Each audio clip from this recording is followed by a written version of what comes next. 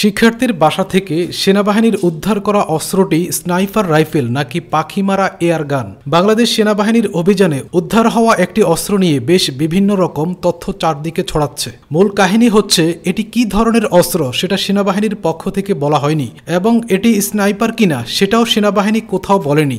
Cyber 71-এর Facebook page থেকে এক পোস্টে বলা হচ্ছে, শিক্ষার্থীর বাসা থেকে পাখি শিকার করার এয়ার গানকে স্নাইপার বানিয়ে ফেলেছে ভিউ ব্যবসায়ীরা। এই পোস্টে তারা প্রমাণ হিসেবে এয়ার গানের ওয়েবসাইটের একটি লিঙ্ক দেন। সেনাবাহিনী অস্ত্রটি উদ্ধার করে লোকাল থানায় হস্তান্তর করে। পাশাপাশি নড়াইলে যার বাসা থেকে এটি উদ্ধার সেই যুবক ছাত্রলীগ করতেন বলে জানিয়েছে এলাকাবাসী। মূলত অভিযুক্ত সোহান মোল্লা পুরুলিয়া গ্রামের আবুল কালাম মোল্লার ছেলে। তিনি খুলনার একটি কলেজের শিক্ষার্থী।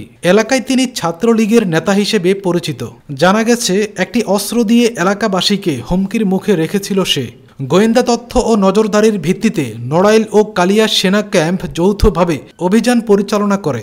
অভিযানের সময় সোহানের বাড়ি ঘিরে ফেলে সেনাবাহিনী এবং তল্লাশি চালিয়ে তার বিছানার নিচ থেকে অস্ত্রটি উদ্ধার করে। অভিযানের খবর পেয়ে সোহান ও তার বাবা আগেই বাড়ি ছেড়ে পালিয়ে যান। উপজেলার 2 নং পুরুলিয়া ইউনিয়নের চেয়ারম্যান আমিরুল ইসলাম মনি বলেন, সোহানের বাবাকে চিনি, তাকে ভালো চিনি না, শুনেছি সে ছাত্রলীগের সঙ্গে জড়িত।